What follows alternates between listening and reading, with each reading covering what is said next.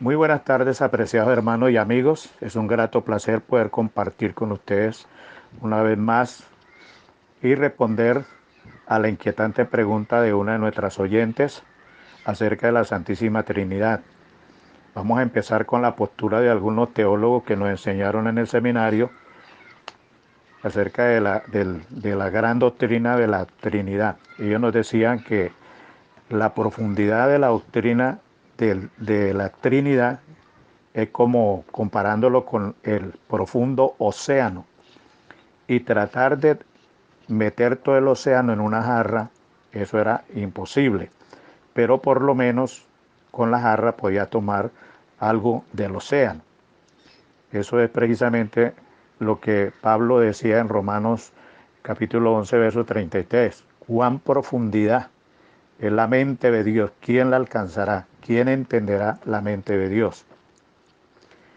Es también muy sabio entender que la doctrina o el número 3 que nos representa Mateo capítulo 28, 19, San Juan 14, 16 y capítulo 17, verso 21, nos presenta siempre al Dios triuno.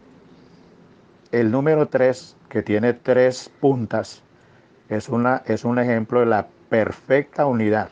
Tiene tres puntas, pero es el mismo número 3 que representa bíblicamente al Dios triuno, al Dios que se compone de tres personas totalmente diferentes, pero de una misma sustancia, de una misma manifestación gloriosa, y que en términos teológicos se le llama la unión hipostática. Esto podemos ver una manifestación cuando el Espíritu de Dios inspira al apóstol Pablo en una de las cartas propiamente Colosenses capítulo 2 y el verso 9, donde el Espíritu de Dios le revela que en Cristo, en el Padre o en el Espíritu Santo habita corporalmente toda la manifestación de la deidad. Esto es lo que le llama la unión hipostática. Un ejemplo para explicar esto es cuando usamos el término químico de pinturas, por ejemplo, las pinturas para hacer una preparación conglutinada o hipostática, es que yo uno o mezclo una pintura roja con una azul y una amarilla.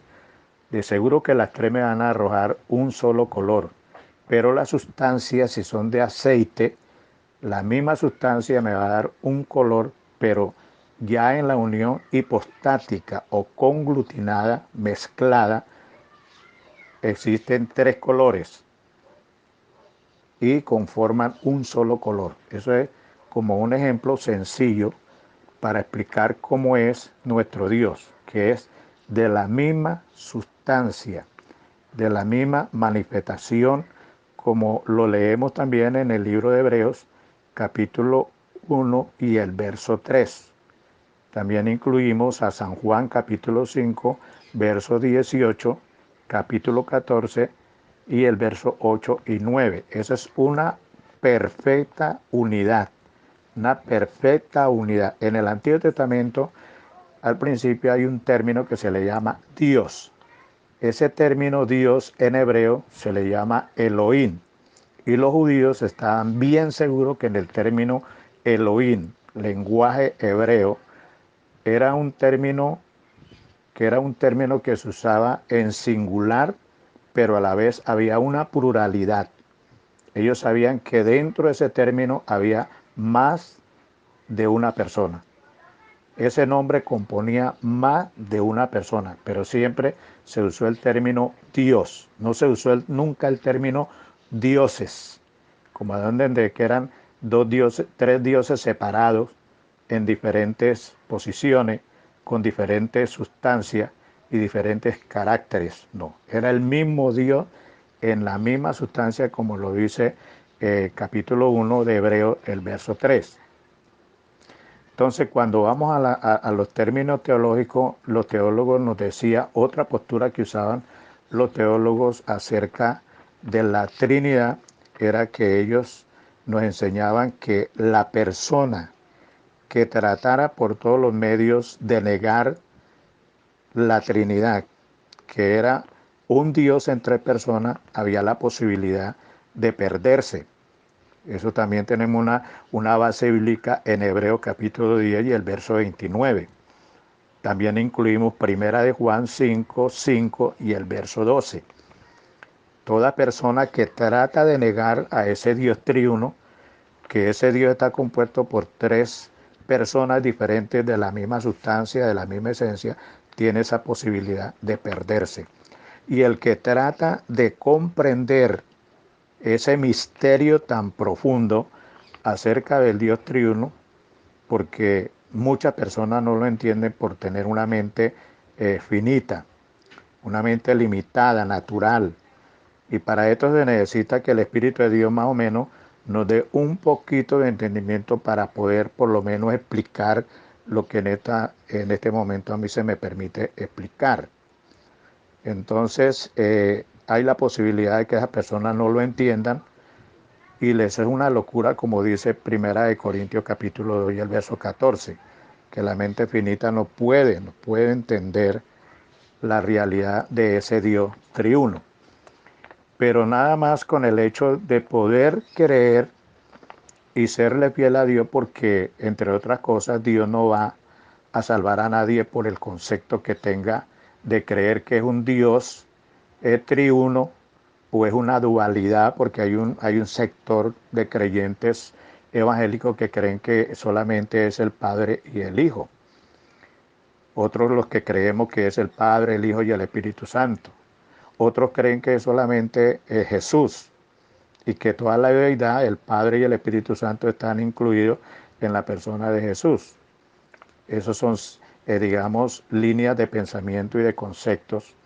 Y otros dicen que eso no existe, que no existe un Dios triuno. Pero el Señor no va a salvar a nadie por conceptos. El Señor va a salvar a las personas que crean en el Señor como su Señor y Salvador personal, así de sencillo. Entonces es muy bueno poder entender que nuestro Dios es un Dios perfecto en unidad. Otra de las citas que saco siempre por ahí regularmente es Primera de Corintios capítulo 12, del verso 4 al 6. Allí en esos tres versículos, que es el 4, el 5 y el 6, podemos ver a la Trinidad manifestada en diferentes funciones. Cada uno de ellos tiene una función muy particular y eso a ellos los une en una perfecta unidad, como ya les dije, y les di las citas allá de San Juan, ¿verdad? Y de Hebreos capítulo 1, verso 3.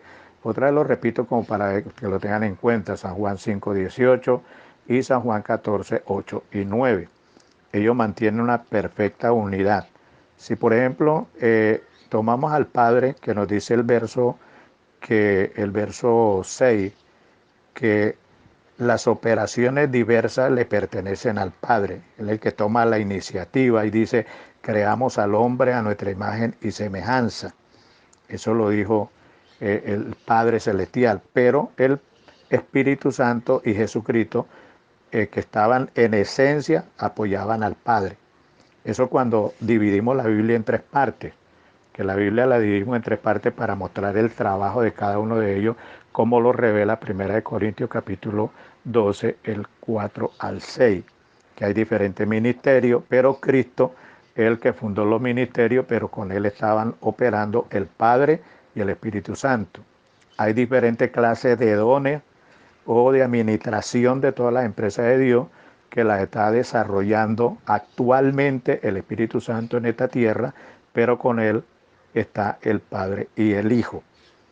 Siempre están en esa perfecta unidad, cualquiera que sea el trabajo de ellos. Por eso, cuando ya hablamos de la unidad perfecta del Dios triuno, vemos al Padre revelado desde el libro de Génesis hasta el libro de Malaquías, que es el último libro del Antiguo Testamento. Ahí vemos que siempre dice, así dijo Jehová, Jehová habló, Jehová enseñó, Jehová le dijo al profeta, etcétera, etcétera. Pero con él estaba ahí el Espíritu Santo y estaba la persona de Jesús, porque entre otras cosas, en Miqueas capítulo 2 y el verso 5 dice que Cristo la salida de Cristo es desde la eternidad y hasta la eternidad. Cuando leemos del primer Evangelio Mateo hasta el primer capítulo de Hechos de los Apóstoles, vemos el ministerio y el desarrollo del trabajo de Jesucristo, de Jesús. Y siempre desde Mateo en adelante dice Jesús dijo, Jesús sanó, Jesús liberó, Jesús dijo, Jesús hizo. Y eso lo encontramos desde Mateo hasta el capítulo 1 de Hechos de los Apóstoles. Luego la tercera parte, que ya es el ministerio actual del Espíritu Santo en la tierra y que está trabajando a través de la iglesia, esa iglesia que él pastorea, lo hemos revelado desde el capítulo 2 de Hechos de los Apóstoles hasta el último capítulo de Apocalipsis, que es el capítulo 22. Ahí usted podrá ver que el Espíritu Santo dijo a Pablo, que el Espíritu Santo le dijo a Pedro, que el Espíritu Santo dijo apartame a Pablo y a Bernabé para el ministerio, que el Espíritu Santo llamó a los ancianos y los colocó en el ministerio. Todo eso lo vemos y dije que el que tiene oídos oiga lo que el Espíritu Santo dice a las iglesias. Eso lo va a ver usted en el desarrollo del capítulo 2 de Hechos de los Apóstoles hasta el capítulo 22 de Apocalipsis. Entonces, esa es la perfecta unidad de Dios que se le llama la unión hipostática. Ellos son inseparables. Hay otro punto de explicación que uso y es acerca del sello del Dios triuno. El sello del Dios triuno es el hombre, es la creación del hombre. El hombre Dios, cuando el Señor dijo, hagamos al hombre a nuestra imagen y semejanza, siendo el Dios triuno o Dios trino, él habla pluralmente allá en el capítulo 1 de Génesis y el verso 26 dice, hagamos al hombre. Está hablando pluralmente, no está hablando con los ángeles, ni con los querubines, ni los serafines, ni los arcángeles. Está hablando con el Hijo y con el Espíritu Santo. Hagamos al hombre a nuestra imagen conforme a nuestra semejanza. Y es así como vemos en el libro, en la carta que el apóstol escribe después de muchísimos años, muy lejos del libro de Génesis, en Primera de Tesalonicenses, el capítulo 5 y el verso 23.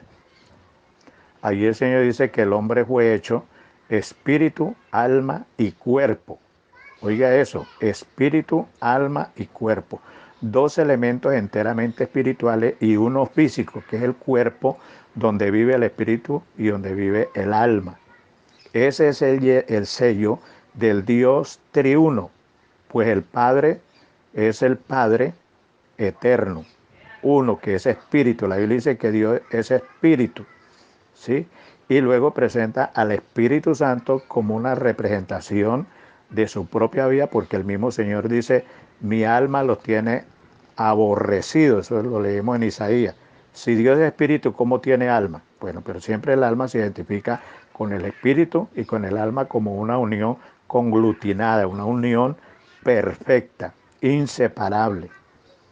Y Jesús, que en este caso Jesús también es espíritu, pero que él se hizo hombre, tomó un cuerpo igual que el hombre. Por eso la Biblia dice que se hizo semejante a los hombres, semejante a sus hijos, de carne y sangre, como dice el libro de Hebreo. Entonces el hombre, la creación del hombre, que es el sello del Dios triuno, es una representación clara, gráfica de ese Dios triuno. Y es la explicación más sencilla que puedo dar acerca del Dios triuno. De ahí para adentro no puedo explicar nada más porque es un misterio, pero por lo menos eso es lo que podemos entender a la luz de lo que está escrito. Bueno, mis queridos hermanos, realmente espero de que ustedes pues hayan entendido o puedan entender un poquito más. Si usted tiene la mente espiritual, lo más seguro que van a agarrar la línea de pensamiento de una.